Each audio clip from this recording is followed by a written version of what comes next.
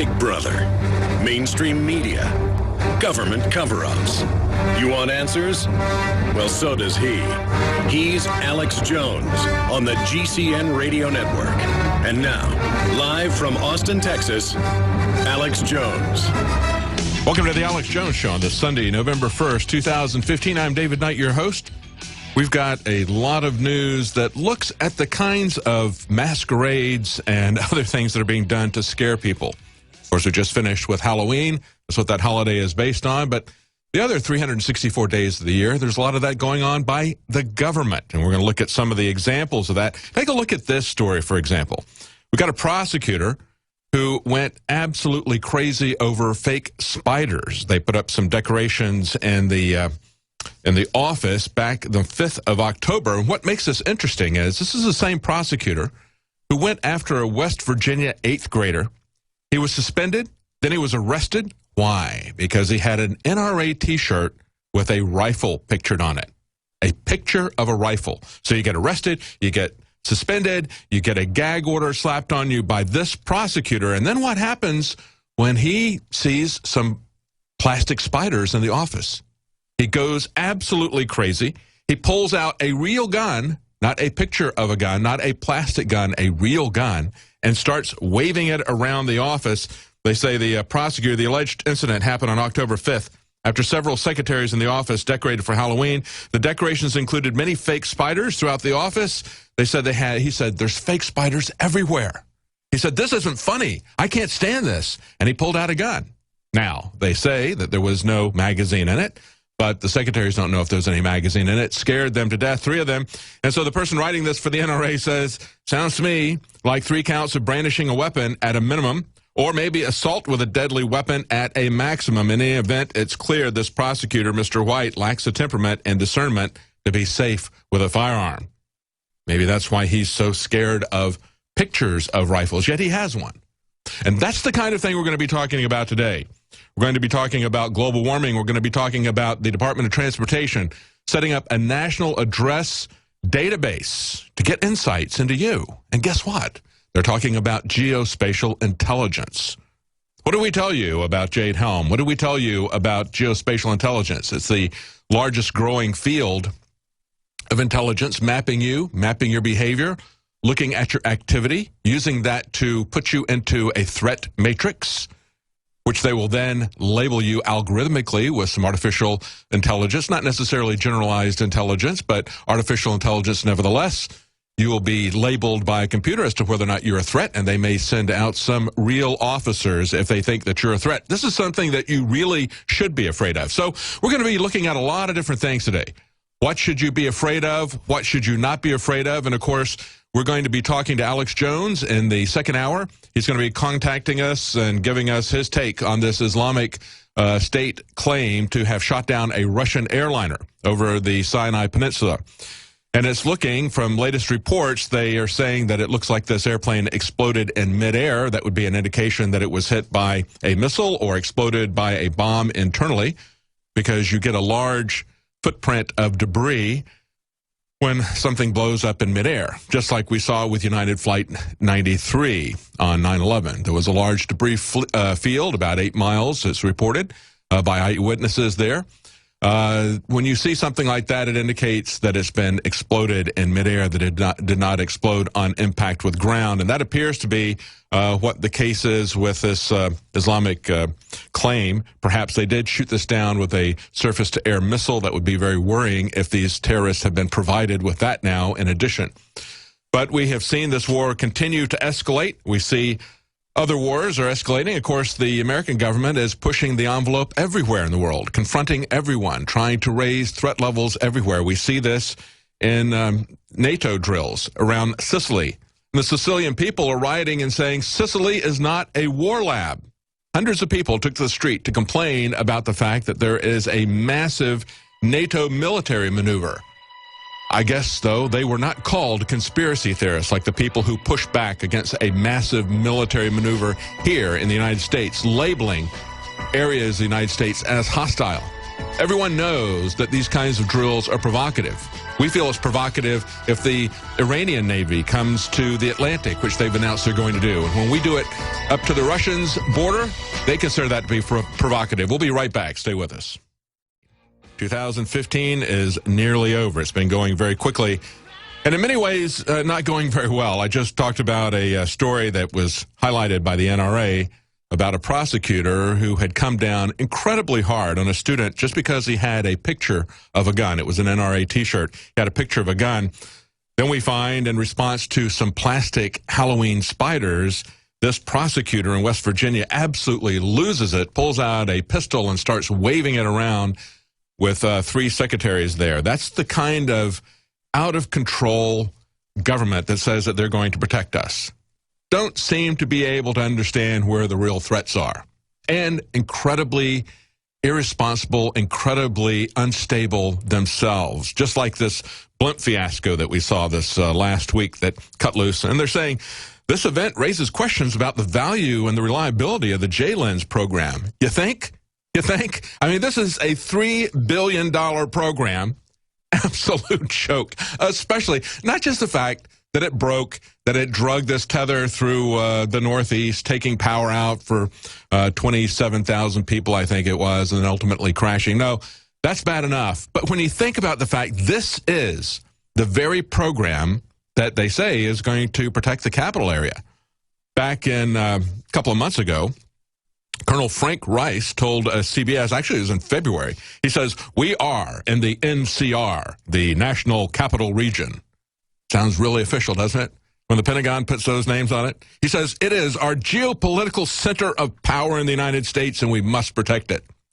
So they put a blimp up at these things that they can't even keep tethered. And it's even worse than that, because that was in February. Then on April 15th, remember that guy who got a gyrocopter and he flew it through all the protected airspace and landed it on the lawn of the White House? Remember that? Remember that? That was a failure of J-Lens.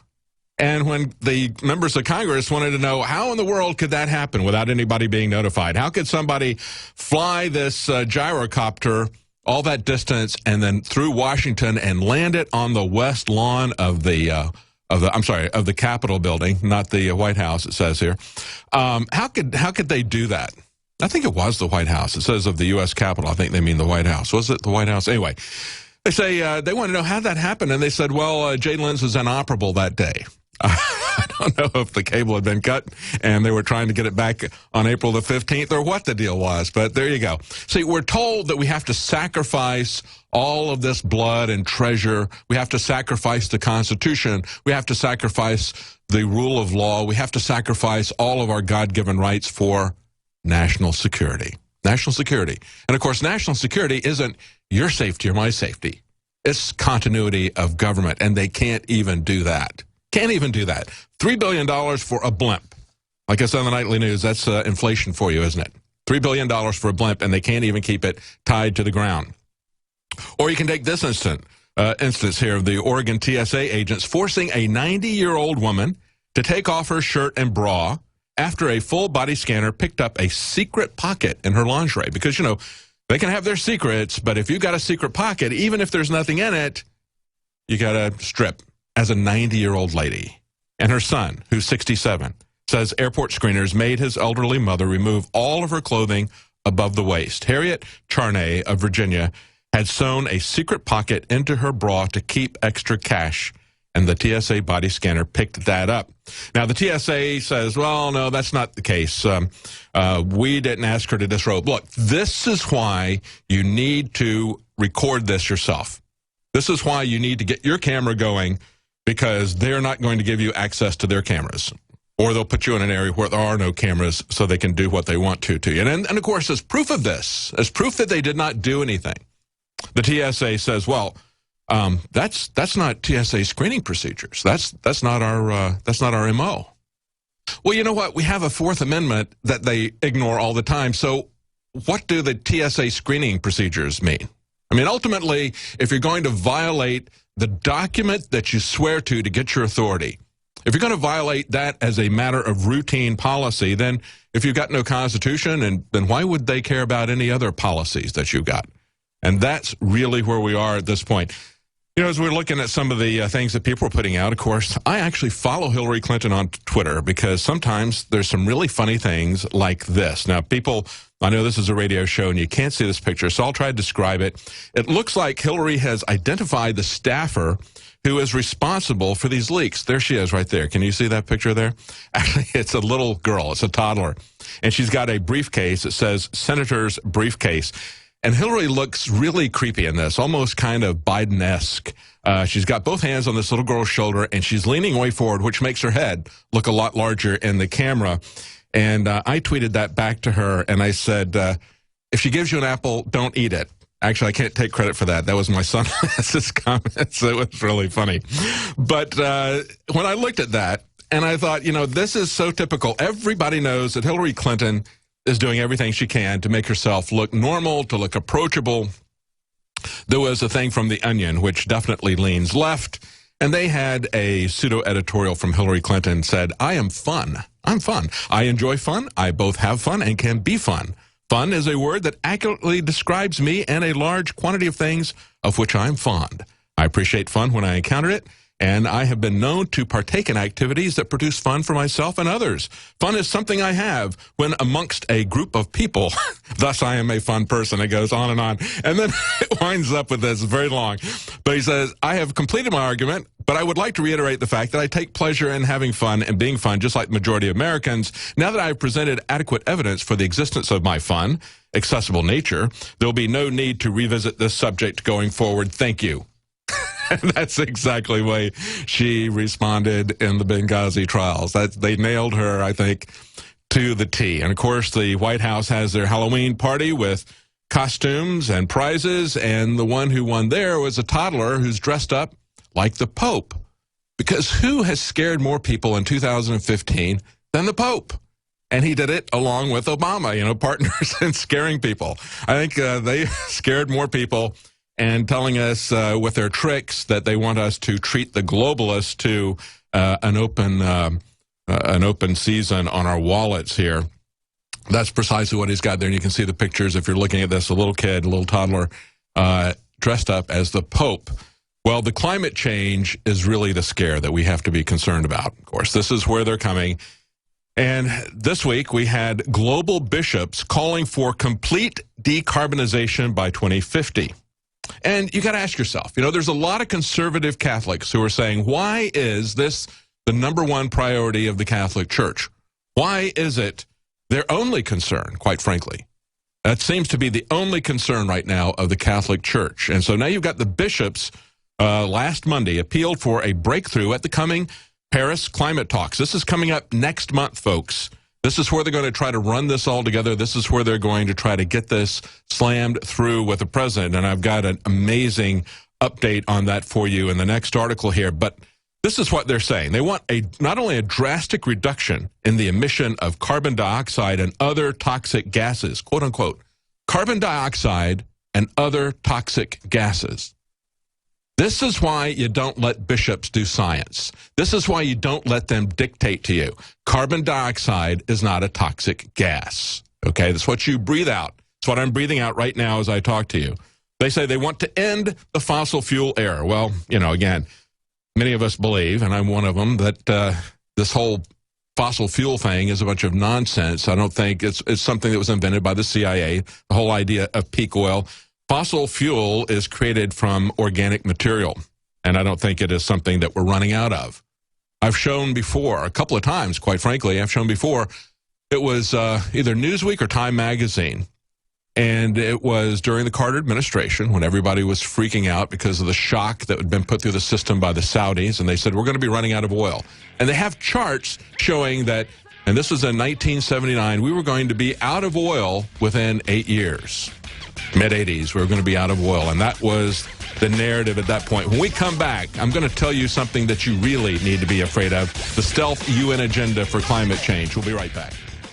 As we went to break, I was telling you what the global bishops were calling for. They said complete decarbonization by 2050. Think about that. They don't want any emissions of carbon dioxide. So I guess by 2050, we're all going to be holding our breath. Maybe we could start with the global bishops who don't know what they're talking about. They say they want a drastic reduction. This is a quote, a drastic reduction in the emission of carbon dioxide and other toxic gases. Well, that's coming up in 2050. But now, I guess you could say first they came for the pumpkins. We had the EPA warning us about the pumpkins, and I've got a great film here of Alex taking it on himself to smash pumpkins to save us from these evil pumpkins that the EPA says are going to destroy the earth. Before I do, real quickly, just as a lot of people were going door to door yesterday getting food, if we have a crisis, you don't want to have to do that from your neighbors if you're not prepared. Right now, we've got a sale on InfoWars Select Storable Food, 10% off the complete line, as well as free shipping. This is our introduction to InfoWars Select. Again, this is food that is made in the USA. Even the packaging is made in the USA. InfoWars Select food lasts for 25 years. It's got absolutely the best packaging in the industry. We use military-grade barrier against light, oxygen, moisture, keeping that out of the pouches. And once you open these pouches, if you don't use everything, you can reseal it. So it'll last in its original condition for 25 years, and then even after you open it, you can reseal it for a while. Again, use the promo code FOOD at checkout for 10% off and a huge discount of free shipping. You can get that right now at InfoWarsStore.com. That's our InfoWars Select Storable Food. It's an extended sale. As I pointed out, the EPA is worried about, I guess, maybe some of these other toxic gases that the bishops are talking about would be methane. I mean, if definitely methane is more toxic smelling than CO2 is. But they've told everybody that pumpkins create a lot of garbage when you smash them, so you shouldn't do that. So Alex takes it upon himself to smash these evil pumpkins. Here's that cut. It's all true. The Energy Department, I have the documents here. The Energy Department says the pumpkins are causing climate change. We need to eradicate the world of these orange beasts. They're going to ruin us. We're all going to die. We're all going to die. Oh my God, look at these small ones. We can't let them mature. We have to get them now. The Energy Department says that pumpkins are evil and they're causing climate change, and we need to eradicate them from the world. We need to save the universe now. We need to get rid of all these evil pumpkins. They're going to destroy humanity for the future and forever and for your children. Destroy them. We're going to smash them into oblivion so they don't exist anymore. We'll get rid of them like the dodo bird. There's a report out today where the EPA is smashing pumpkins in a new video advertisement saying plants are bad because they increase the carbon footprint. They are now smashing pumpkins, and they're coming out and saying that sunlight is bad for the earth. I'm bringing these to Alex. He'll know what to do. He'll know what to do with them. I'll follow any order. Doesn't matter how insane. Master, I have the enemy. I have the enemy. Oh no, look at these evil pumpkins. They have come from beyond to ruin the biosphere. Good, Green Police, good. You, working with the other politically correct people, banning the word mother and father, and banning Halloween costumes, have proven how liberal you are. Now, just relax for a moment. Don't assemble the enemy over there for execution. Ladies and gentlemen, this is not satire. The Energy Department and others have called for cutting down trees en masse, living trees, and smashing and destroying pumpkins and not letting people grow pumpkins because they put off carbon dioxide. So do your part. Anything carbon emitting, whether it's your French bulldog or your grandmother, follow the example and the orders of our loving saviors at the Department of Energy. Public education has trained you well. Look at you, a servile, mindless, unscientific idiot giving us total power over all human life, paying money directly to Al Gore, George Soros, and Barack Obama, and the climate exchanges, as well as Lord Rothschild. My minion, you understand by training people that pumpkins should be destroyed, we're training them that you will be destroyed, you worthless crap. So, without further ado, I, the noble eugenicist, will take out the enemy of the people via crossbow.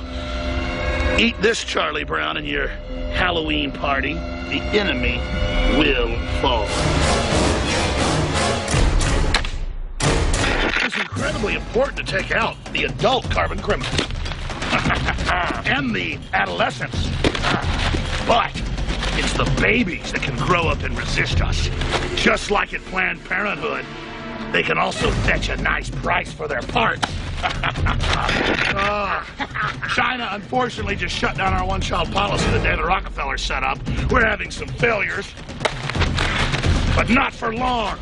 Bring in that mama right now. Good. There's always new enemies to fight. Carbon's everywhere on this planet. It's almost like we're carbon-based life forms.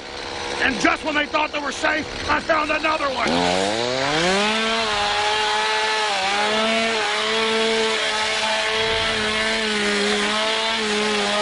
I mean, it's psychotic to say that pumpkins are evil and should be killed. This is a carbon-based life form as well. And that's what they're demonizing. They're setting the precedent that all life is bad because it exhales carbon dioxide, or it puts off carbon dioxide. This is total insanity, and that's why we're here exposing it at Infowars.com. Yes, again, that was Alex Jones destroying the pumpkins that the EPA says we need to be afraid, very afraid of. Now, you need to understand what you really need to be afraid of. You need to not be afraid of pumpkins, but you do need to be afraid of a global Supreme Court. That's one of the things that appears to be coming out of the imminent UN climate summit in Paris. Now, remember that it was about 6 years ago where they had a conference in Copenhagen that failed to lock down any significant agreements, as they point out. They say that 5 days of negotiation in Bonn last week underscored deep divisions, including disagreements over who should pay for renewable energy sources, and listen to this, who should be tasked with making sure that countries uphold their green pledges. So, see, there has to be a transference of wealth, and there has to be an enforcement mechanism, and it has to be global. This is about global governance.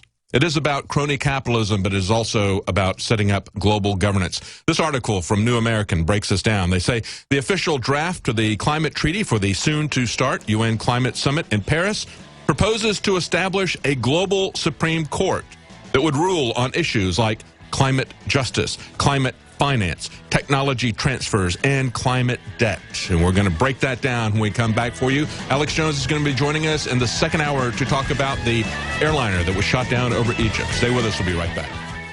Alex will be joining us in the second hour. He wants to particularly come in and talk about what's going on with this Russian airliner that was presumably shot out of the sky or blown out of the sky over Egypt. What's behind that? Alex is going to be with us breaking that down in the second hour. We just played a satire piece that he and Buckley did with Smashing Pumpkins, not the group, but the idea that the EPA is trying to sell us that methane gas from decaying pumpkins is threatening the climate of everyone. I don't think that's the case. And quite frankly, though, they're going to be making the case for global governance, for a massive transfer of wealth and power coming up in just about a month. And again, they failed when they tried to do this in Copenhagen back in 2009. Now, 6 years later, this is what the push is about. And of course, that's the reason why the Pope came here, was to push for this. He met with the president, he met with the Congress, he addressed and kept putting as the #1 priority climate change. And now we have global bishops calling for complete decarbonization by 2050, trying to build the hysteria for this coming conference in Paris. It'll be November 30th to December the 11th. Now, New American has broken this down. On page 19 of the 34-page document is a call for establishing an international tribunal of climate justice. Remember the previous article that I read to you from AFP was saying, well, we have a question. Who's going to be tasked with making the countries comply? Well, here's your answer. It's going to be a tribunal of climate justice, hereby established to address cases of non-compliance. There you go. And that's going to involve essentially a global Supreme Court that will rule on issues like climate justice, climate finance, technology transfers, climate debt. Climate debt. How are they going to indebt you? Well, here's how that's going to work out. What's up with that is a climate blog. They point this out. They say it's getting even difficult for economically illiterate leaders to swallow this. They say they're starting to balk at the prospect of borrowing money from China, right? Because they're the ones who are financing most of what we're doing. We're selling most of our T-bills to China. So anything that the federal government is going to do and spend massive amounts of money, massive amounts of new money that they're going to spend on this, it's going to be financed by China because they're the ones who are buying our debt from the Federal Reserve. So we're going to borrow this money from China. Then we can gift the principal that we just borrowed back to China as a climate development assistance. Then repay that loan back to China a second time with interest. You see how that works? See how they take us down very quickly? Because not only are they going to make us borrow the money twice and pay China twice with interest on this, China gets the factories and we get the shaft. Basically, we get the debt. We get the jobs closed down. We get high electricity rates because this is going to be dictated from a position of global governance. Now, they're pointing out this is an organization, CFACT, Committee for a Constructive Tomorrow. They said on October 23rd, over 130 developing nations, led by South Africa and instigated by China and India, are insisting that they will not sign a climate agreement in Paris unless it contains massive redistribution of wealth from developed to poor countries. Now they want the power to haul the U.S. and its allies before a UN star chamber to enforce compliance. That's precisely what this is all about. There'll be a star chamber to enforce compliance. There'll be a massive transfer of wealth. We'll be borrowing money from China and then giving more economic credits to China and then paying them twice for this loan. Interestingly enough, Vladimir Putin is not having any of this. He's come out and said there is no global warming, that this is a fraud to restrain the industrial development of several countries, including Russia. Yeah, it's a fraud that's being perpetrated against us. It's also being perpetrated against many countries, where Russia is one of them. But, of course, our leaders are part of that fraud that's being perpetrated. They're in on it. Look at this revelation. You believe in man-made global warming. You think that the gas from pumpkins, you think that the air that we breathe out, that is used by all plants, they breathe in carbon dioxide, and then they turn out oxygen. That's kind of the way that it works, really. Folks, look it up. But you think that that's the problem. You think that it's man-made, if you think that there's climate change, you think that it is man-made. And, of course, they won't even say global warming anymore. They just want to say climate change because they're not sure if it's getting colder or warmer. When this all started with the first Earth Day back in 1970, we were told that we were headed for a new ice age. Now we're told that we're all going to burn, okay? But look at what NASA is saying. This is some new information here. This is coming from Epoch Times, and NASA says actually the Antarctic is gaining ice. They say, we're looking at this, and we're seeing record amounts of ice that are being shed, that are breaking off in the Antarctic. But if you look at the overall picture, you find that that record breaking of ice that's coming out of there is because we have a record increase in ice. And so what NASA is saying now is that that there is a net increase. So even though we're seeing a large amount of ice coming out, that there's even more that is being made. According to a new analysis of satellite data, the Antarctic ice sheet showed a net gain of 112 billion tons of ice a year from 1992 to 2001. This is NASA speaking. NASA Goddard Space Flight Center. Jay Zwally, a glaciologist with NASA, who says that net gain slowed to 82 billion tons of ice per year between 2003 and 2008, but it's still increasing. They say we're essentially in agreement with other studies show an increase in ice discharge in the Antarctica. He says our main disagreement is for East Antarctica and the interior of West Antarctica. There we see an ice gain that exceeds the losses in the other areas. Do you understand that? Again, going back to what I just said, they're seeing an increase in discharge, but overall they're seeing a net gain in ice, and that's when they're looking at it from satellite pictures. Well, there's a lot of things to be afraid of, and we have to sort out what we're going to be afraid of. Quite frankly, I'm a lot more concerned about a UN governance, a climate court, a star chamber that is going to enforce whatever Obama is going to unilaterally decide at the end of this month and the beginning of next month. This is only about a month away. What they've been building for 6 years. This is coming to a climax. With the Pope coming here, with everyone going to Paris for this climate summit change, we need to be very afraid of what is going to come out of this. But there's other areas that we need to be concerned about as well. One of those is the attack on our free speech. And it was about 10 days or so ago that we had Ron Paul here talking to Alex Jones. And I think it's worthwhile to listen to what Ron Paul said again about the attacks on free speech and to consider that the real danger that we see coming at us on these attacks on the First Amendment. There is so much I want to ask former Congressman and, of course, medical doctor Ron Paul about what's happening currently in our world, the race for the speakership, the Tea Party rebellion that he and others helped create, the situation in Syria, the rapidly degrading economy, but also political persecution. And I wanted to cover this first. Ted Cruz came out and said that he's worried about internet freedom, that there's major talk about censoring the internet in the Senate. Matt Drudge was on with us, giving us an exclusive interview a few weeks ago, saying that he talked face-to-face with a Supreme Court justice at dinner that said they've got the votes, they're coming to restrict free speech next year. Hillary has now announced that if she's elected, she will try for a national gun buyback and a repeal of the Second Amendment. That's actually a quote. So the statements are very bold right now, and we're seeing massive continued IRS persecution of conservative and libertarian groups. I wanted to not so much ask Ron Paul his view of this. I mean, I want to do that. I also wanted to ask him what we should do.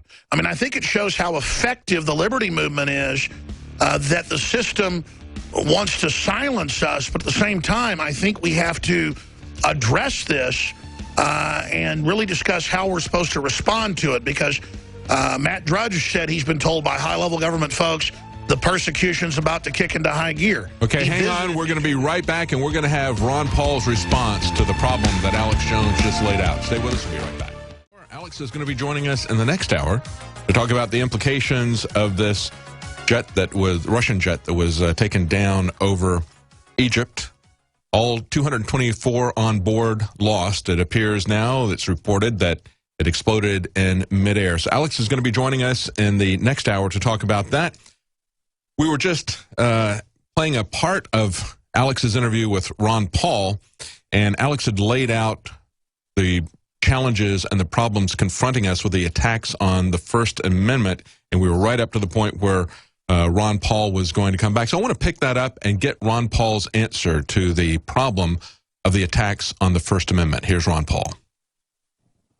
You know, when I left Congress a couple years ago, I listed several things that I thought were the greatest danger to us, and the top one was freedom of expression, the First Amendment. Because if we're not allowed to express ourselves, it makes it so difficult for us to compete with the propagandas from our government and from the media. So I think that it is crucial. But, you know, we are so hypocritical when it comes to our government, because they pretend that we should support the issue of knowing the truth and knowing what's going on with government, and we even write laws to protect the whistleblowers who are telling us the truth. But now we have numerous whistleblowers that are put in prison, you know, if they tell the truth. Matter of fact, the real irony is the chairman of the agency that's supposed to be in charge of protecting all the whistleblowers, he got fired because he told the truth about the whistleblower program. It really doesn't work.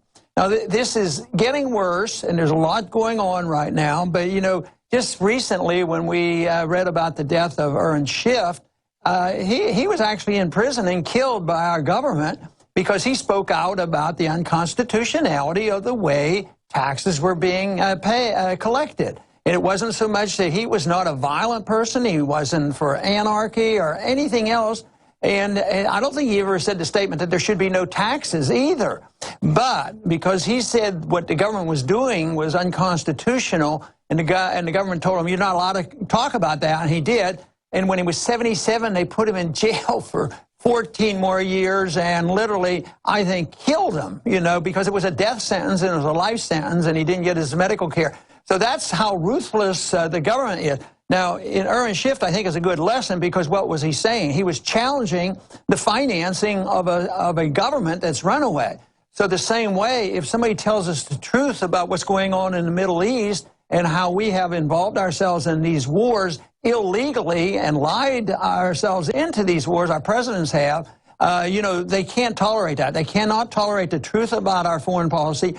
They cannot tolerate the truth about why they are ruthless in collecting taxes. And they're not going to tolerate the truth about how the Federal Reserve is run. That's why I always believe that the Federal Reserve, if everybody knew about it, and more people know about it now than ever before, if the people knew about it, they wouldn't support the Federal Reserve. And fortunately, there's a lot of people waking up. But so much is done in secret. The bailouts are done in secret. So it's secret government that is the real issue. And when you talk about the ultimate secrets of government, then you become an enemy of the state. And when you have an empire, truth is treason in the empire of lies. And right now, people are considered treasonous if they start telling us the plain truth about what our government's doing to us. That's right. Ron Paul, LibertyReport.com, one of many powerful sites. He's doing syndicated radio vignettes, daily television, reaching millions of people. And that's why they're coming in and wanting to censor and wanting to control and wanting to shut down competition because we're peacefully taking action. Irwin Schiff that died, Peter Schiff, frequent guest here, one of the top advisors, of course, to Ron Paul's campaign previously on economics. His dad was still chained down even when he couldn't speak anymore, and they basically wouldn't give him any medical care, and he died after spending 13 of a 14-year prison sentence. And I remember it was in the Las Vegas Review-Journal when the judge said in the courtroom, I remember covering it on air when he first went to prison 13 years ago, you know, you were told don't sell this book anymore. You were told don't give speeches anymore. So I'm going to send you to prison for the maximum sentence. So they admittedly sent him to prison and then killed him in prison, as you said, Ron Paul, and you're a medical doctor speaking to this, for his speech. And that's where America has gotten to, where I've now had feds contact me, multiple feds, and tell me that the word is I shut up or they're going to set me up. And that's where this country's come to. And it's very, very sad. Exactly, and as an example of that, we just had the first CIA agency officer to be imprisoned for leaking classified information to a reporter, John Kiriakou, was in North Carolina. And I saw, as he was being introduced, a statement of Christina Cowger, a board member of the North Carolina Commission of Inquiry on Torture. She said, morally, the U.S. has gone down a very ugly path. This is another part of our efforts to reach out to the public and say, we don't want this country to be a country that secretly tortures people in our name and then pushes it under the rug. Because you see, if you're somebody like John Kiriakou who exposes the torture, then he's the one who goes to jail. Not the torturers, not the people who manage the program, but the person who blows the whistle. And of course, they do it openly, just as they assassinate now openly. They used to be ashamed of their assassinations. Now they brag about it. Remember, it was just last week that we read the story from the Daily Beast, and they interviewed and followed on a daily routine a female drone assassin, talking about how cool it was that she could kill from 8,000 miles away. Because I guess, you know, if you're feminist, you can be a macho killer, and that's a really cool thing now. But that's what we're seeing even from the left, pushing this unconstitutional, this criminal actions of our government, criminalizing anybody exposing any wrongdoing and never changing anything, just as we see from Hillary Clinton. And, of course, they're admitting now that even though there's been several hundred classified documents, she's too big to jail. That's what the people who have defended the whistleblowers say. They say, yeah, they're going to send us to jail just like they prosecuted and persecuted Thomas Drake over non-classified documents. But Hillary Clinton can have 600-plus documents so far, and that's just, they're going to be releasing these every couple of months for the next year. But so far, they've already found over 600. But, of course, she's too big to go to jail. And we're going to talk about what's going on with the presidential race a little bit. It's what Maureen Dowd calls the Brooks Brothers Game of Thrones. Before we get to that, I want to let you know that we got 25% off the Liver Cleanse pack right now for this week only.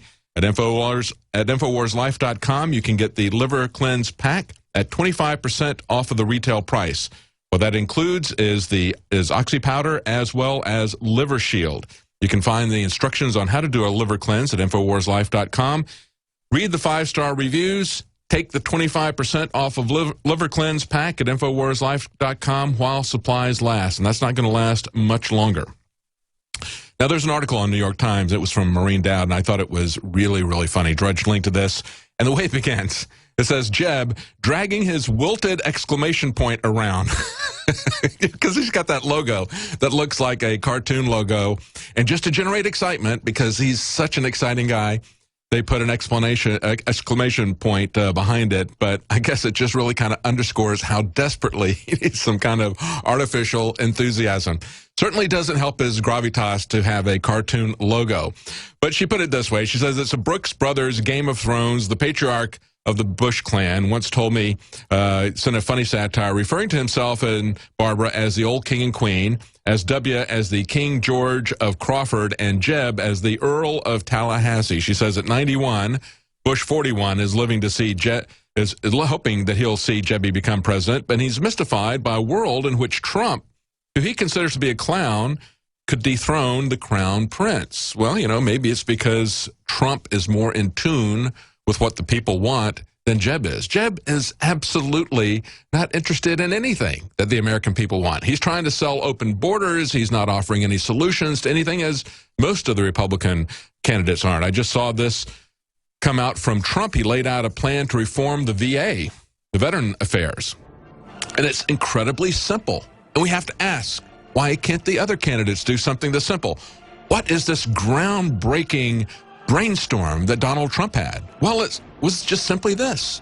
We don't have to have all the veterans go to the VA. If the VA won't set up sufficient capacity or can't set up sufficient capacity, just treat it like an insurance program. Let them go somewhere else. The VA can compete with private hospitals to do this. Is that rocket science? Do we need a brain surgeon to come up with this? Well, actually, the brain surgeon didn't come up with it. It's a good plan. I'm glad to see that Trump did that. Like I've said many times, I don't support the man, but we need to have solutions come out of this. That's one of the positive things that can come out of a presidential campaign. Stay with us when we come back. Alex Jones is going to be joining us in the next hour to talk about the shooting of a Russian airliner over Egypt and the loss of all on board. What are the implications of that? We'll be right back. Welcome back to the Alex Jones Radio Show. I'm David Knight, and joining us now is Alex Jones to talk about what's going on with the potential of ISIS having shot down a Russian airliner over the Sinai in Egypt. Alex? That's right, David. I'll be here with you for this segment, the next, and of course I'll be back hosting all of next week with the weekday transmission 11 a.m. to 2 p.m. Central. But just listening to all the news David covered, we'll be going back over some of that coming up in the next segment as well. But